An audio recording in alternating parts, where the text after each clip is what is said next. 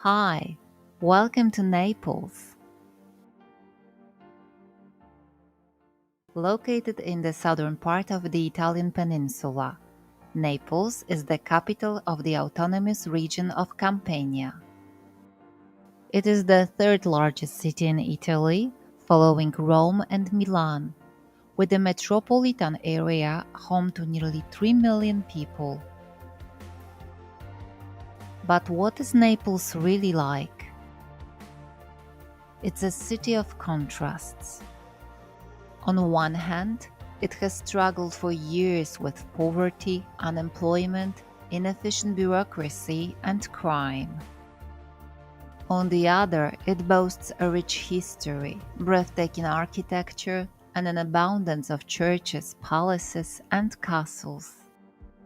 At every turn, you'll be accompanied by noisy, yet incredibly warm locals, the aroma of strong coffee, and the ever-present scent of pizza.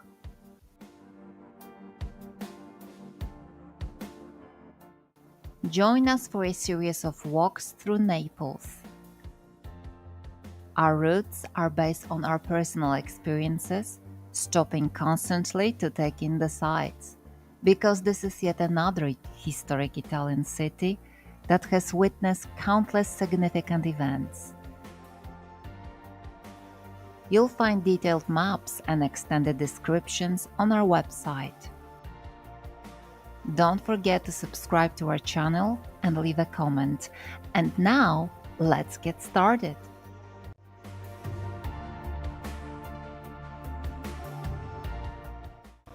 Our first Neapolitan walk is an introductory one, guiding you through the city's historic center. We've planned it to take about half a day, and we've titled it See Naples.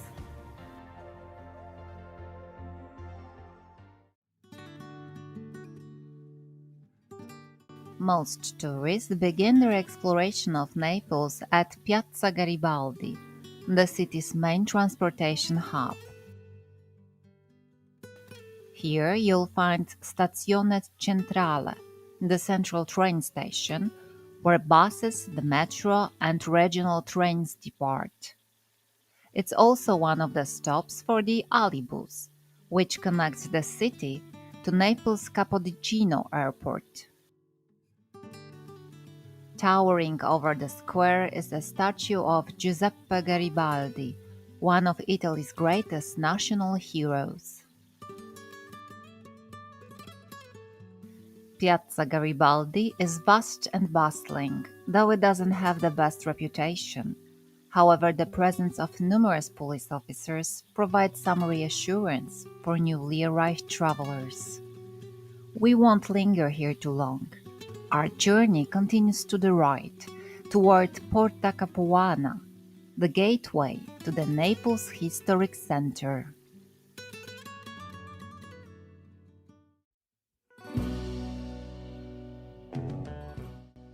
We arrive in Naples from the east, crossing what was once a vital transportation hub. In the 18th century, the royal road from Apulia passed through this very spot. The name Porta Capuana comes from the road leading to the ancient city of Capua. This gate, a remarkable example of Renaissance military architecture, was commissioned by King Ferdinand II of Aragon, also known as Ferrante, and built in 1484. Originally, the gate was adorned with a bas-relief depicting the coronation of this ruthless ruler. However, in 1535 it was replaced with a coat of arms of Emperor Charles V to commemorate his arrival in the city.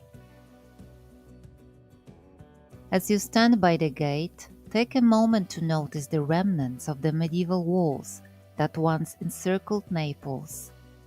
Most of the city's historic gates were demolished in the early 18th century by order of King Charles III as part of an ambitious urban transformation which continued well into the early 20th century. Porta Capuana consists of two imposing towers, symbolizing honor and virtue, connected by a marble arch. The architect and sculptor behind this masterpiece, Giuliano da Maiano, took inspiration from Roman triumphal arches, while ensuring the structure retained its defensive function, an essential feature in those turbulent times. In 1494, the French king Charles VIII set out with his formidable army to invade Italy. Though his campaign ultimately ended in failure, Naples became the farthest point of his advance. The French forces didn't suffer defeat in battle, but were instead ravaged by a disease that spread through the bustling Neapolitan port. This affliction, later named the French disease or the Neapolitan disease in aristocratic circles, was syphilis. When the troops ravaged by the disease returned to Paris, a new phrase appeared: "See Naples and die."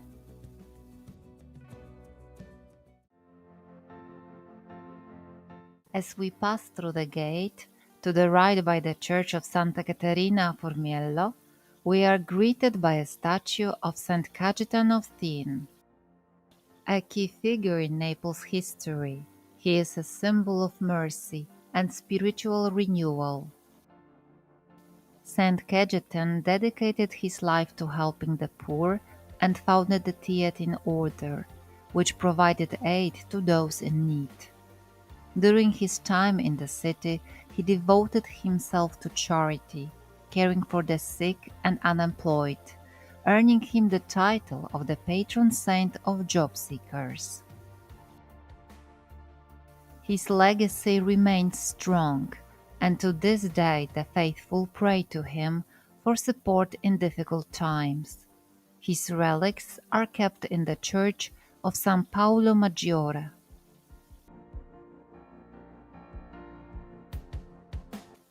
Now, before us stands the church of Santa Caterina Formiello, a jewel of Neapolitan Renaissance architecture, distinguished by one of the city's earliest domes.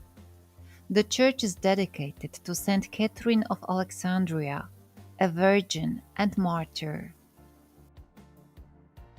Its name also references the ancient Roman aqueduct that once stood here, known as Formiello, from the Latin ad formis, meaning near the channels, just like a nearby fountain, Fontana del Formiello, located just across the street, that was reconstructed in the 16th century and is believed to have once served as a watering trough for horses in medieval times.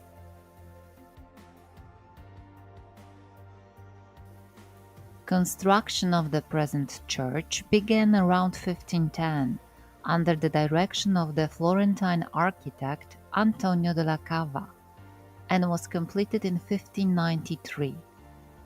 Beneath its austere Renaissance facade lies a richly decorated Baroque interior, built in the shape of a Latin cross and topped with a barrel vaulted ceiling.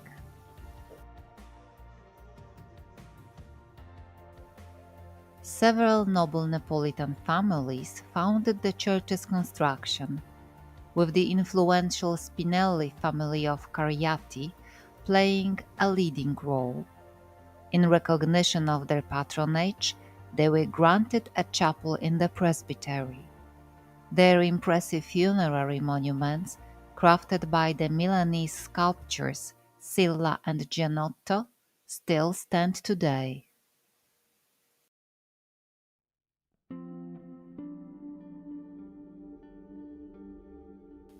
One of the church's most significant treasures is the relics of the martyrs of Otranto.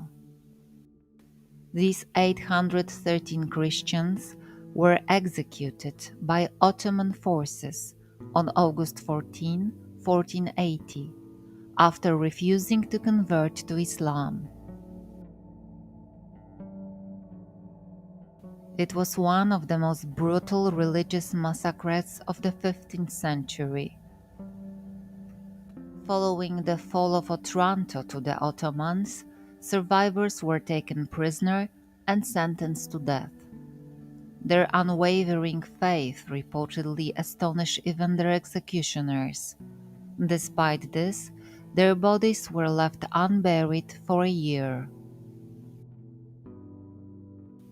In 1481, King Ferdinand I of Aragon recaptured Otranto, and the remains of the martyrs were recovered and venerated. Thanks to the Dominican order, some of their relics were brought to Naples, where they found a final resting place in Santa Caterina, Formiello. Their martyrdom was officially recognized by Pope Clement XIV in 1771, and in 2013 Pope Francis canonized them as saints. Today, their relics rest in one of the church's 10-side chapels, adorned with polychrome marble and frescoes by the Tuscan painter Luigi Garzi. For over 7 centuries, Neapolitans have honored and safeguarded their memory. Adjacent to Santa Caterina Formiello is a former Dominican monastery. Following 19th century secularization, the monastery was repurposed as a wool factory. Today it has been transformed into a cultural space. A few steps from the church stands Castel Capuano, the second oldest castle in Naples, after Castel dell'Ovo. Its construction began in 1160 by order of King William I of Sicily. The castle had a defensive character, distinguished by solid fortification and austere interiors, serving as a military garrison. In the 19th century, it was discovered that it was built on the site of a Roman fort, which later became a cemetery. In 1231, at the initiative of Frederick II, the first reconstruction took place, making the castle more hospitable to rulers passing through Naples. With the arrival of the Angevins in the second half of the 13th century, Castel Nuovo was built as a new royal residence. However, Castel Capuano continued to host members of the royal family and distinguished guests, including Francesco Petrarch in 1370. Over time, the castle became a venue for lavish receptions and ceremonies, including the wedding of Charles of Durazzo, whose splendor was detailed in the historical records of Naples.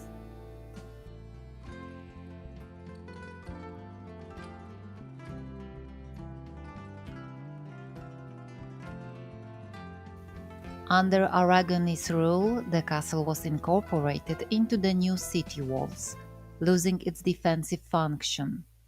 Alfonso of Aragon made it a temporary residence, decorating it with frescoes and tapestries.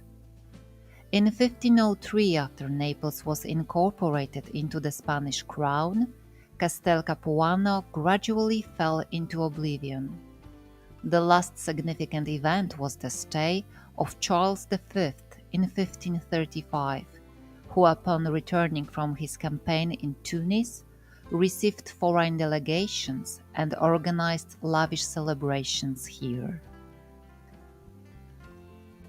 At the entrance portal of Castel Capuano, a plaque commemorates Charles V's victory in Tunis and the date when the castle became the seat of the Court of Justice. In 1537, Viceroy Don Pedro de Toledo transformed the castle into the headquarters of the courts of the Kingdom of Naples. It was remodeled, military elements were removed, and the cellars were converted into a prison with torture chambers. After the unification of Italy, the Savoy dynasty's coat of arms was placed on the castle's facade, replacing the Bourbon shield. Below there is a large double-headed eagle, the coat of arms of the Spanish royal dynasty, created by Francesco Sangallo, along with the twin pillars or Hercules, bearing Spain's national motto, Plus Ultra, which can be translated as Further Beyond. Since 2023, Castel Capuano has been the seat of the Higher School of Judiciary.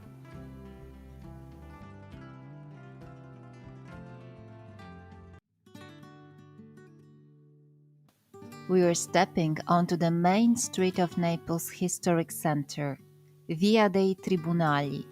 This is one of the three most important and iconic streets in the city's old town. Known as the heart of Naples, it runs parallel to the ancient Greek-Roman walls and is part of the historic street grid called the Decumani. In the 16th century, the street was renamed Tribunali after the law courts that were housed in Castel Capuano. Around the same time, its modern length was established to meet the Spanish rulers' urban expansion plans.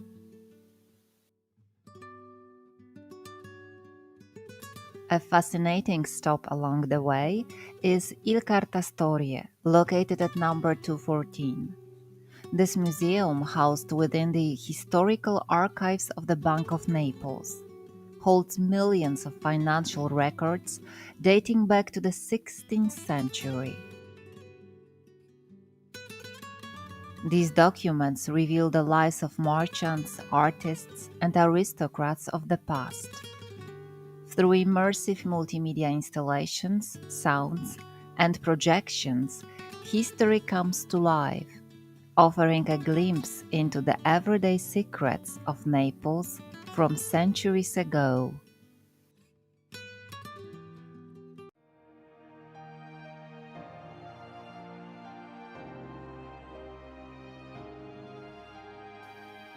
A bit further down, we reach the obelisk of San Gennaro.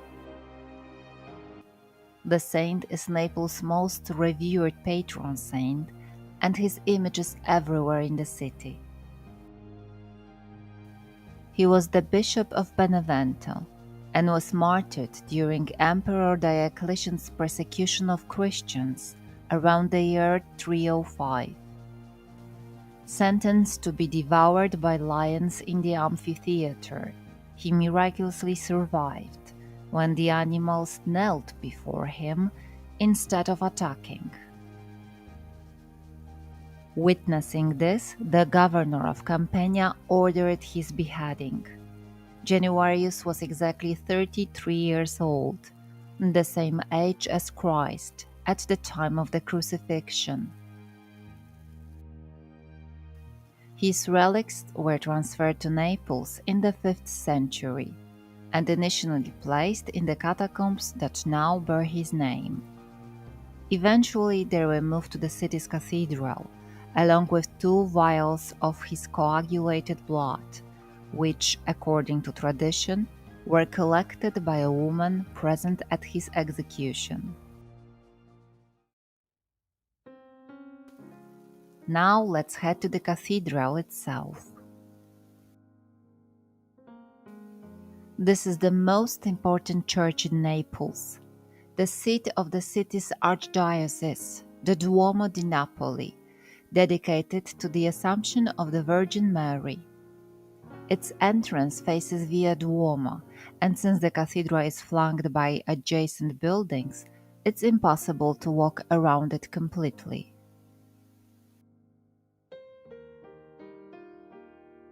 In ancient Greek times, this site was home to a temple of Apollo.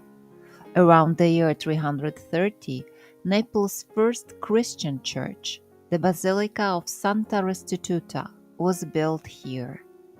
It was dedicated to the saint who was murdered during the same persecution that claimed the life of San Gennaro. For centuries, Santa Restituta was Naples' main place of worship.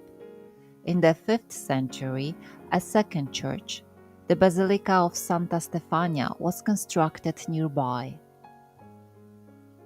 When the Angevin dynasty took control of Naples, in the 13th century, the city became the capital of a kingdom, encompassing most of southern Italy and Sicily. King Charles II of Anjou ordered the construction of a grand new cathedral. To make room, the Basilica of Santa Stefania was demolished, while Santa Restituta was incorporated into the new structure.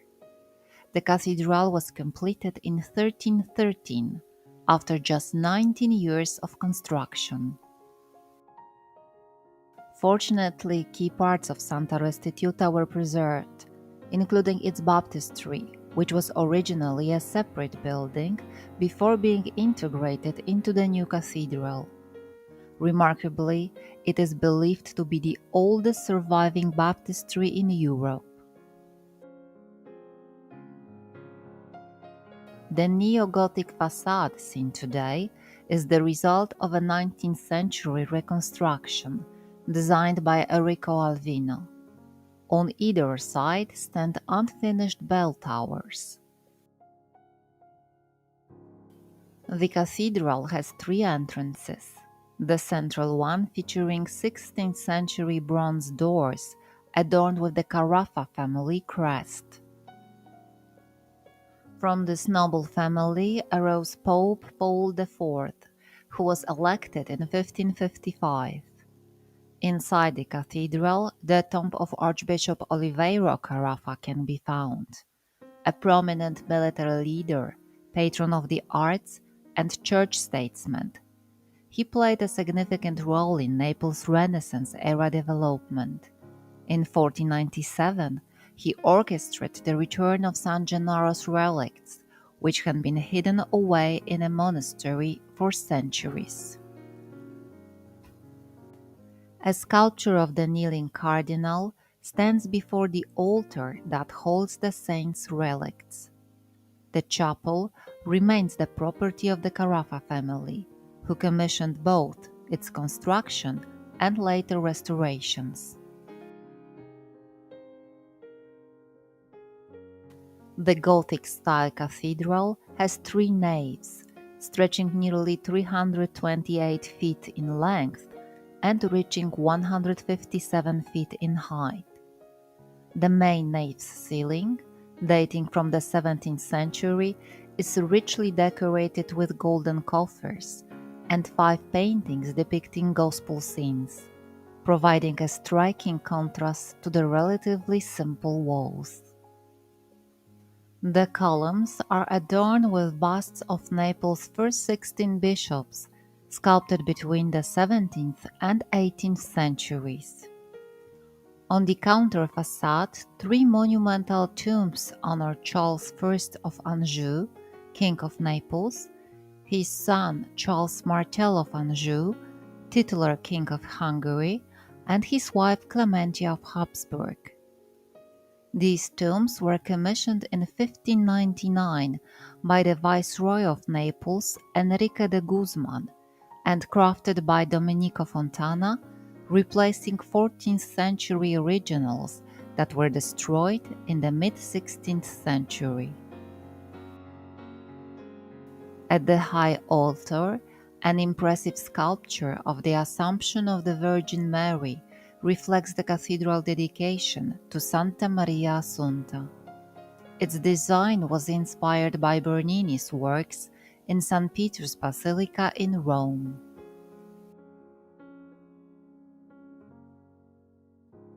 Near the altar, a staircase leads down to the Sucorpo Chapel, also known as the Chapel of San Gennaro or the Carafa Chapel.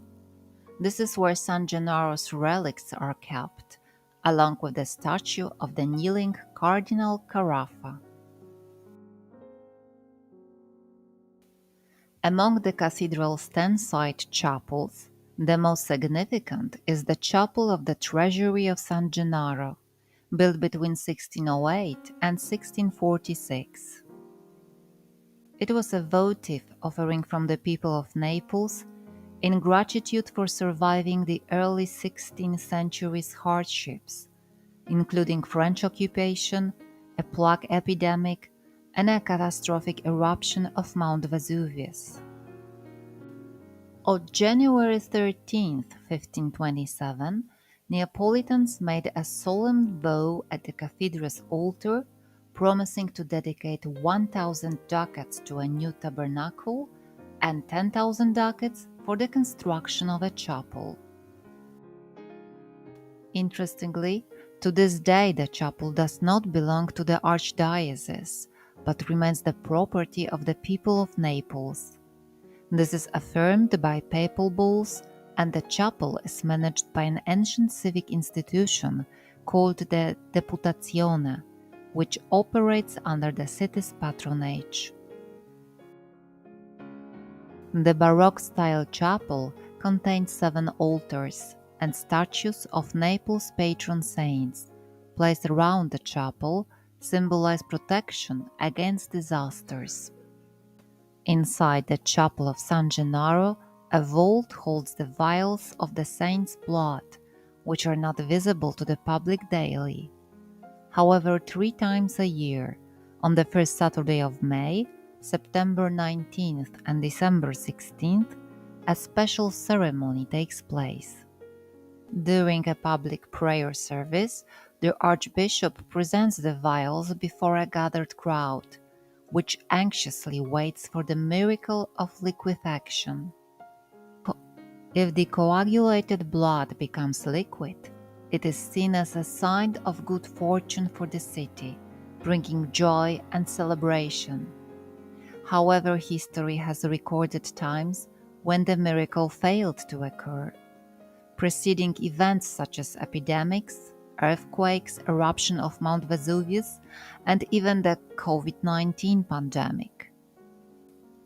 Scientists attribute the phenomenon to thixotropy, a property of certain liquids that allows them to shift between solid and liquid states. But in Naples, the event carries a deep spiritual significance. From the chapel, visitors can access the Museum of the Treasury of San Gennaro, which houses offerings and gifts presented to the saint over the centuries by kings, popes, aristocrats, and ordinary citizens.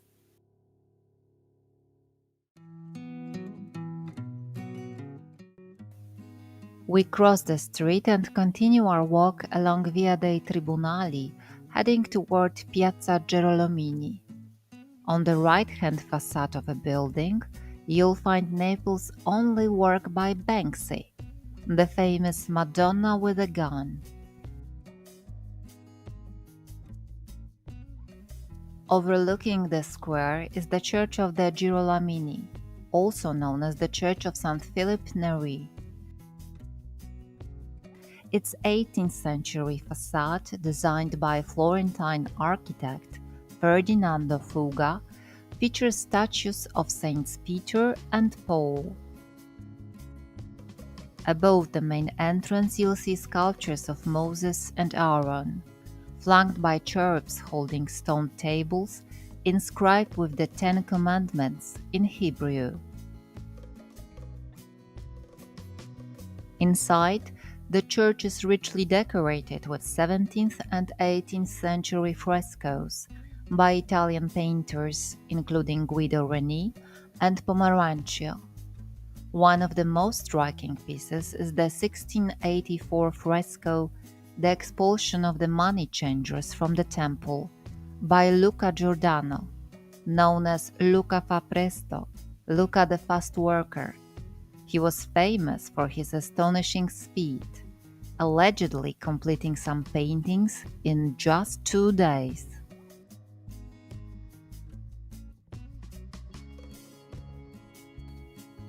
Looking up, you may notice a missing section of the ceiling's decoration, a lasting scar from World War II bombings that devastated Naples and led to the loss of many priceless church artworks.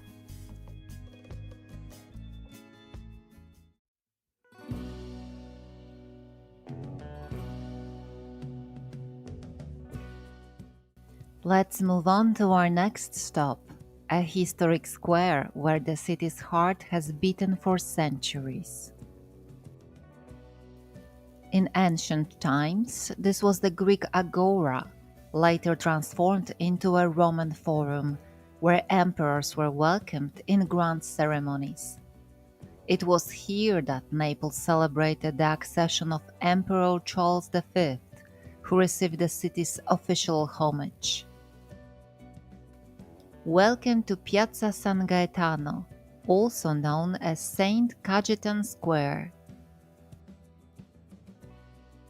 At the center of the square stands a statue of Saint Cajetan, erected in the late 17th century as a thanksgiving offering for protecting the city from the 1656 plague. The cherubs adorning it were added in the 18th century. Facing Saint Cajetan is a clock tower, which is attached to the monastic buildings of the Basilica of San Lorenzo Maggiore. Above these buildings you'll find 7 coats of arms representing Naples. The Basilica of San Lorenzo Maggiore is one of the oldest and most important churches in Naples. It was commissioned by Charles of Anjou, brother of King Louis IX of France, Saint Louis. Construction began around 1270, and after many years of work, it became a monumental Gothic church with a cathedral-like presence. Though it was later modified in the Baroque period, a 19th century restoration returned it to its original Gothic appearance. This basilica also has a literate connection. It was here that Giovanni Boccaccio, the author of the Decameron, met his muse, Fiammetta. Historians believe that she was likely Maria, the illegitimate daughter of King Robert of Anjou. Stepping through its 14th century wooden doors, we enter a spacious, bright interior with soaring Gothic architecture. Along the main nave you'll find side chapels, each with its own unique history. One particularly notable chapel is the Cacace Chapel, the third one on the right-hand side, richly decorated in the 17th century and housing the tombs of the Cacace family.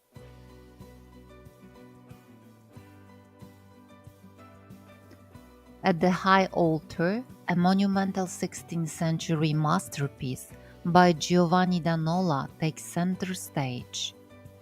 It features statues of St. Lawrence and St. Francis, 2 figures held in great veneration by the Franciscans. The presbytery is designed so that the visitors can walk around it, where they will find 9 additional chapels. The first chapel on the left, dedicated to St. Anthony, was built in 1638. Next to it stands the 14th century tomb of Charles III of Durazzo, King of Naples. Beneath the basilica lie the remains of an ancient Greek-Roman marketplace, dating back to the 1st or 2nd century BCE.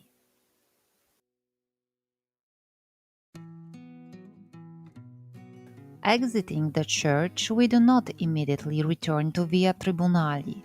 Instead, turning left, we arrived at the most colorful, noisy, and of course crowded street in the city, Via San Gregorio Armeno, the most famous nativity scene street in the world, also known as Naples' Christmas Alley.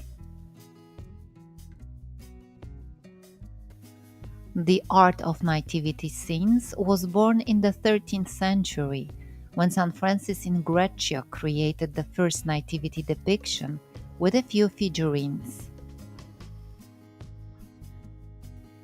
Initially, this tradition was limited to churches and monasteries, but in the 17th century, The Neapolitan aristocracy began commissioning increasingly elaborate nativity scenes, engaging the best artists and craftsmen. Influenced by the Baroque style, these became true works of art, and the streets of the historic center, especially San Gregorio Armeno, transformed into exhibitions of the masters of this tradition.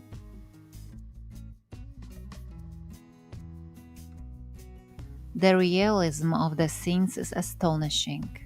The figures are full of expression, gesturing vividly, and their props meticulously replicate reality, both past and present. In Naples, nativity scenes can be admired all year round, in museums, churches, and along Via San Gregorio Armeno, where anyone can purchase one and take it home.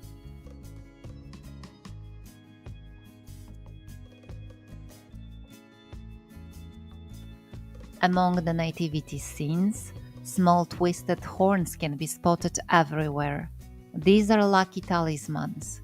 The more twisted, redder, and precisely crafted they are, the stronger their effect.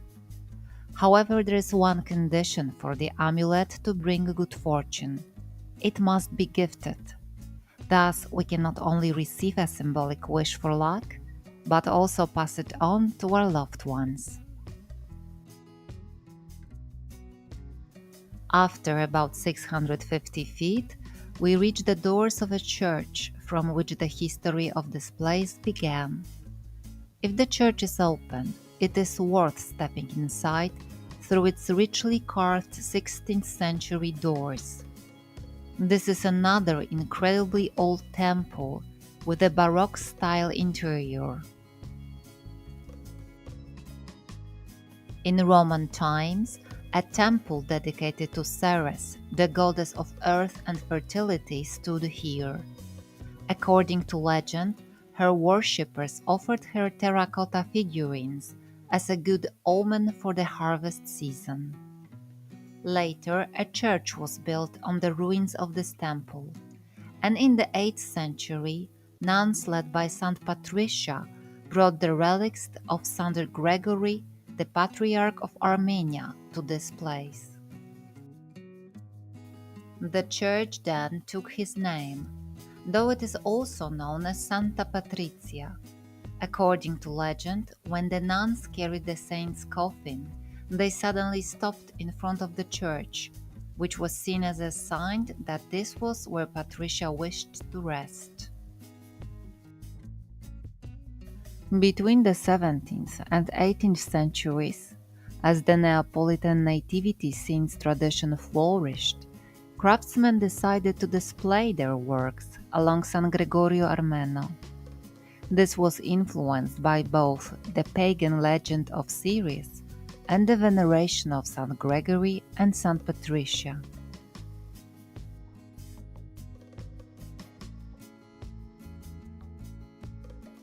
Leaving the church, we return via the Naples Christmas alley, which leads us to the San Gregorio Armeno monastery. The entrance is slightly around the corner, but it is easy to spot as it opens with a magnificent staircase. The staircase consists of 33 steps made of volcanic Piperno rock, with walls decorated with 18th century frescoes by Giacomo del Po.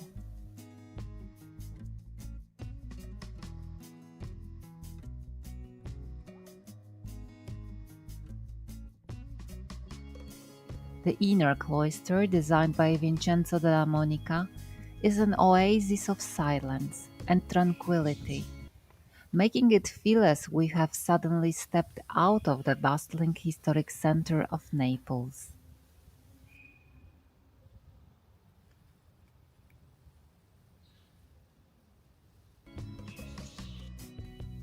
This small, simple garden leaves a stunning visual impression.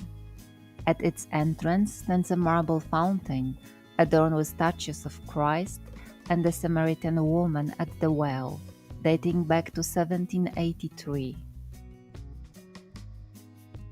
Strolling through the cloisters, we can visit the choir, where the nuns participate in Mass, see the oldest chapel in the entire monastic complex, and finally, the large kitchen where sweets were prepared for royal families. It is said that the famous pastiera napoletana, the traditional Eastern cake with wheat and ricotta filling, was born here.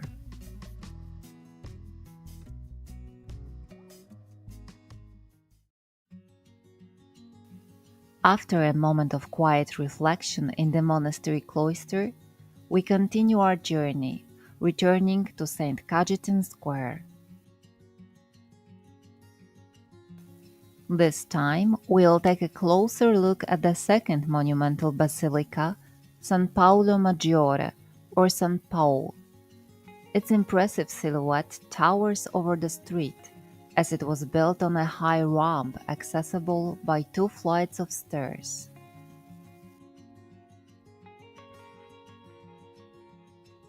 The church was erected on the site of an ancient pagan sanctuary dedicated to the Dioscuri, remnants of which include two massive 36 feet high columns.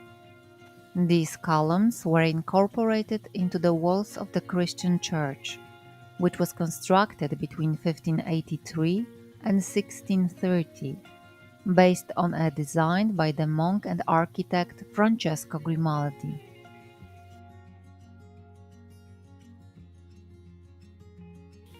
Just behind the basilica lies the entrance to the Naples' most famous underground site, Napoli Sotterranea.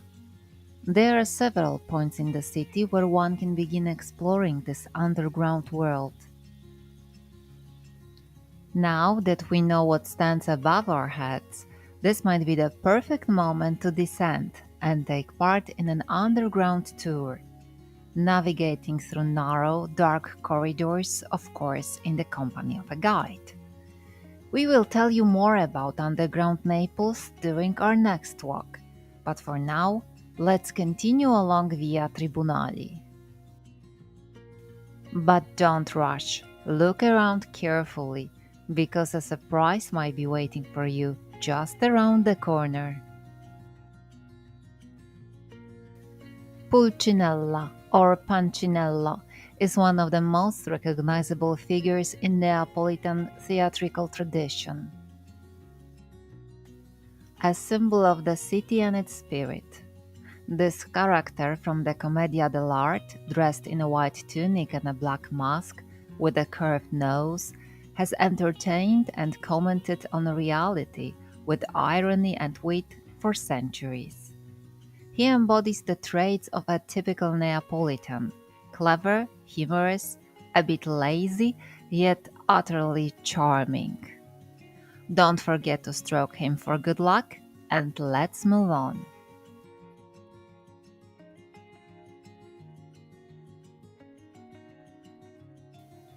Another church that cannot be overlooked is the Church of Santa Maria delle Anime del Purgatorio ad Arco, often simply called Purgatory or Purgatorio. Its unusual dedication refers to the once popular cult of death in Naples, which flourished despite the opposition of church authorities.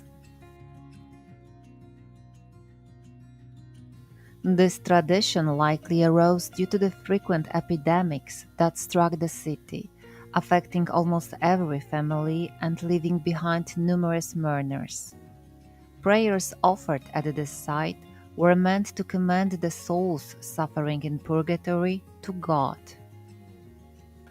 Funerary symbolism is omnipresent here, both on the church's facade, where motifs of skulls and bones can be seen, and inside the temple. In the lower church, there is a votive niche displaying a legendary skull crowned with a bridal veil and a tiara. Known as Lucia, she is believed to be the protector of brides and a chosen soul to mediate prayers and invocations.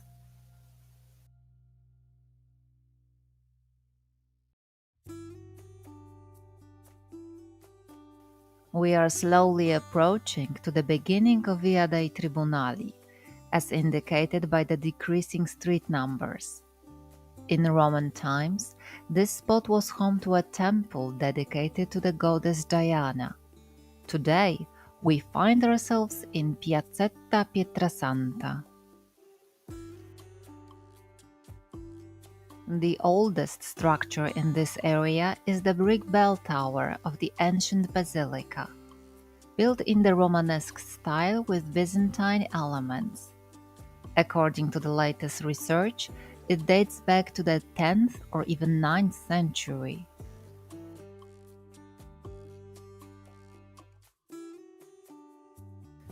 The tower preserves numerous architectural elements and inscriptions from the Roman era, carved in marble, which were later repurposed as construction materials.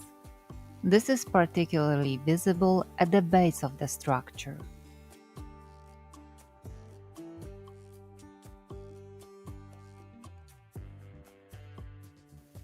The Basilica of Santa Maria Maggiore della Pietrasanta, or Our Lady on the Sacred Stone, was founded in the 6th century at the request of Bishop Pomponius, and a Neapolitan legend is associated with it.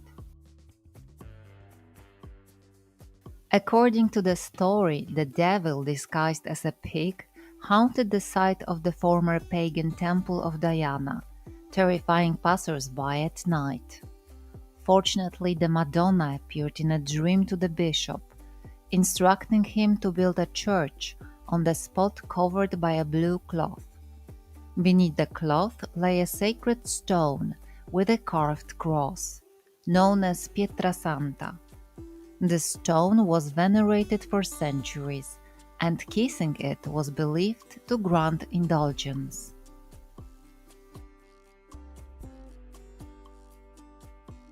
Beneath the basilica, remains of an ancient Greek aqueduct, tunnels, and cisterns have been discovered. These underground structures once extended throughout the ancient city, supplying water to the already thriving center of Naples. The underground aqueducts can be explored during a guided tour at the Lapis Museum. The present-day appearance of the basilica is the result of a reconstruction in the late 17th century, which replaced the ruined and unstable early Christian structure. However, even the modern facade is different from its original form. It suffered extensive damage during World War II bombings, which destroyed, among other things, its front pediment. For 64 years, the church remained closed for religious purposes, but in 2007, it was returned to the city. Today, the building serves as a venue for various cultural projects and events. The church's facade is structurally connected to two other buildings, the Pontano Chapel and the Chapel of the Savior. The small Renaissance Pontano Chapel is a jewel of Neapolitan Renaissance architecture. It was commissioned by the famous humanist Giovanni Pontano as a family tomb dedicated to the Virgin Mary and St. John the Evangelist. Pontano ordered the chapel's construction in 1492, shortly after the death of his wife and their children. He himself was buried there in 1503. On the chapel's facade, Latin inscriptions dictated by Pontano can be seen, conveying social, moral, and religious principles to passers-by. These texts are written in both Latin and Greek. You must not only be an extraordinary person, but you must also rise someone like yourself for your country. However fate may unfold, remember that it is your own fate. He who never forgets an insult forgets that he is human.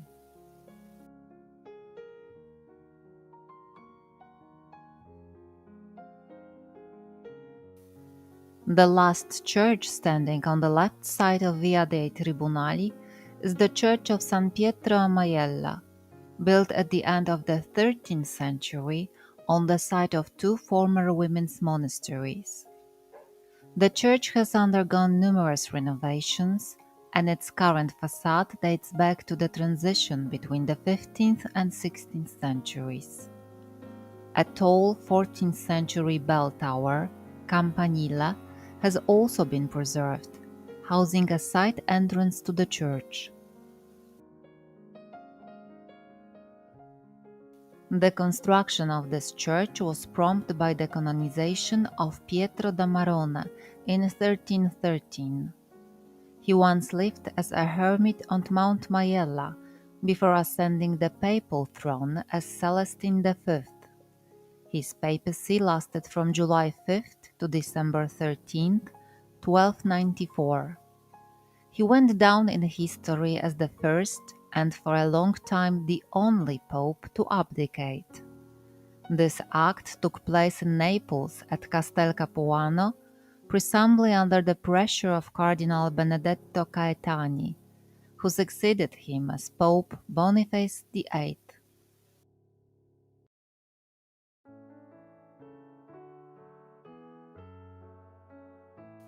Just behind the church, in the former monastery, lies one of Italy's oldest and most prestigious music conservatories, the Conservatorio di San Pietro a Maiella. Established in 1808, it was formed by the merger of four music institutions, which originally functioned as orphanages and had been offering abandoned children lessons in catechism and singing since the 16th century. In 1826, at the order of Francis I, King of the Two Sicilies, the conservatory was relocated to its present site. Today it serves as a center for music education and culture, regularly hosting concerts, exhibitions, and workshops.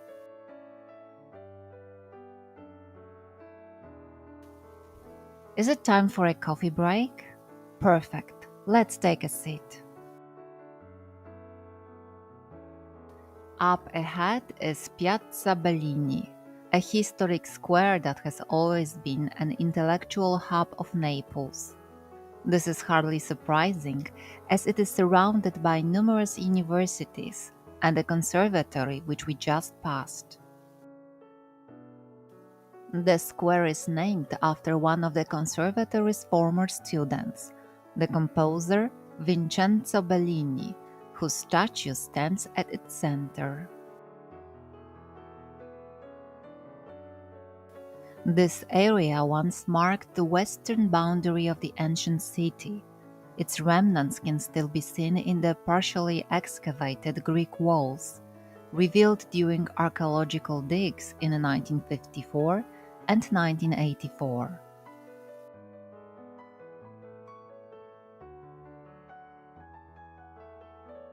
Have you already had the chance to experience the delights of Neapolitan coffee?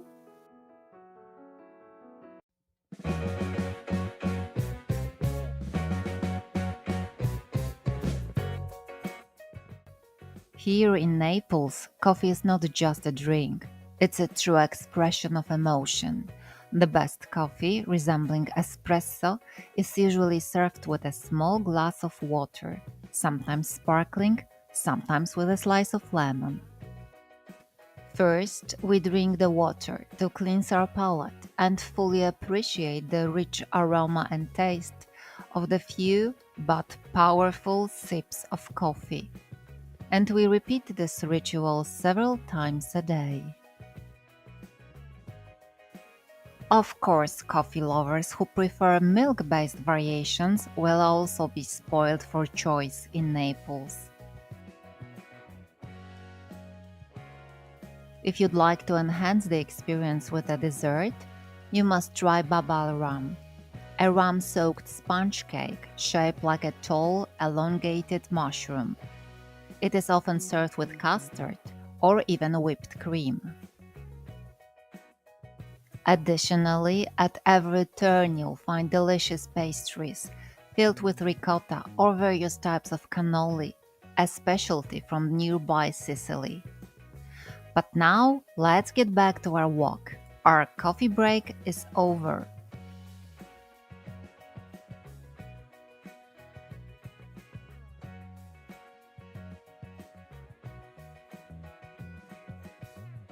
Piazza Bellini serves as the intersection of three important streets in the historic center of Naples.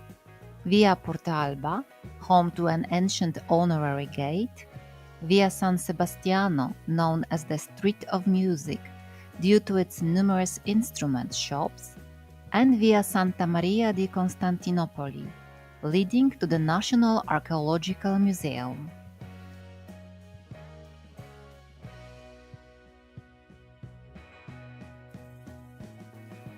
We will continue along the uniquely charming Street of Music, heading toward the honorary gate on Via Porta Alba. Porta Alba is a famous and atmospheric street known for its many bookstores, surrounded by 18th century buildings and home to the world's oldest pizzeria. At the entrance to the gate, a plaque from 1796 reminds citizens that street vendors blocking the passage of carriages and pedestrians would be fined. Today, instead of street vendors, tables are set up beneath the gate, and just behind us is Antica Pizzeria Porta Alba, the first pizzeria in the world, founded in 1738.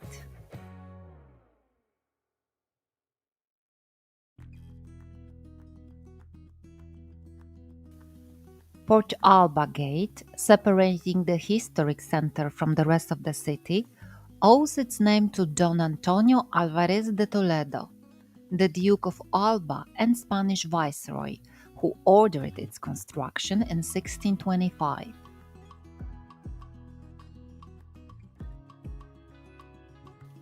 With its impressive size and architecture, it is considered one of the most beautiful 17th century gates in Europe.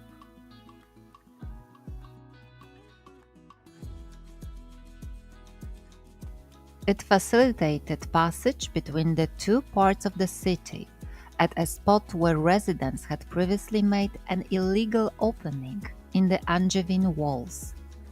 By order of Viceroy Toledo, the gate replaced the former towers, and the architect Pompeo Lauria adorned it with three coats of arms, those of Philip III, the city of Naples, and the Spanish viceroy himself. In 1781, a statue of San Gennaro, taken from the dismantled Porta della Spirito Santo, was placed on top of the gate.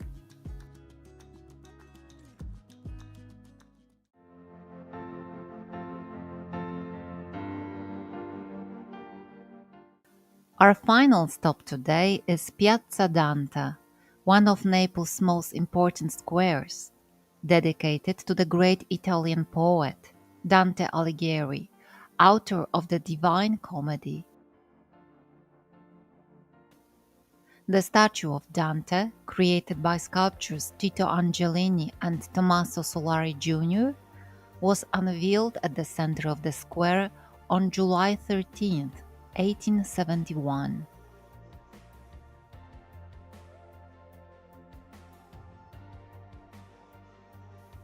Formerly, the square was known as Largo Marcatello, named after one of the two major 16th century markets held here. It was once connected to the ancient Angevin walls, which were later replaced by Porta Alba.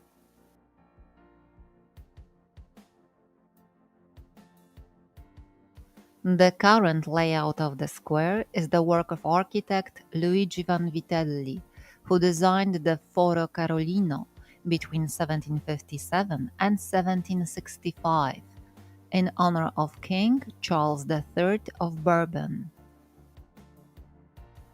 Its most distinctive feature is the grand semicircular building with two curved wings attached to the Aragonese walls. The building connects to Porta Alba on the south side and to San Michele Church on the north. On top of it, 26 statues symbolize the virtues of the king. While the central niche was originally intended for an equestrian statue of the ruler, which was never completed. Since 1843, this niche has served as the entrance to a Jesuit boarding school, located in what was once the ancient San Sebastiano monastery.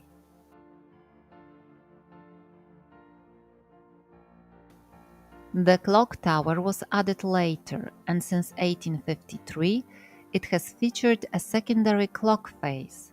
This is a unique European example of a time equation system, which adjusts mean time to true solar time.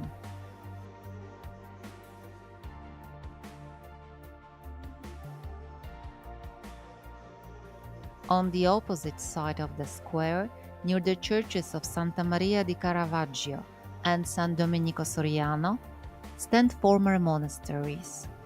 One of these originally housed an institute for the visually impaired, later becoming the seat of Naples' second municipality, while the other now serves as a civil registry office.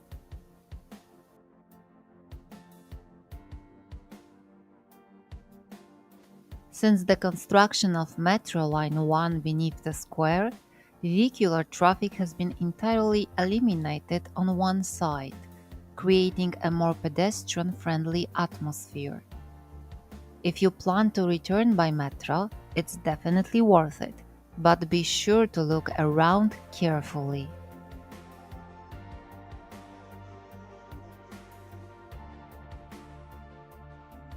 Opened in 2002, Dante Metro Station is part of the Art Stations project, an initiative that combines public transportation with contemporary art exhibitions, promoting knowledge and culture.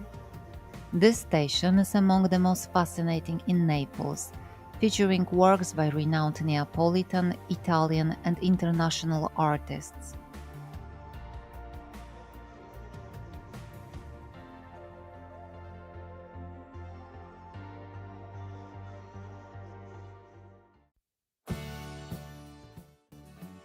Thank you for joining us on this walk through Naples. Even though today's route was just under 2 miles, we hope you were surprised by how much we packed into it.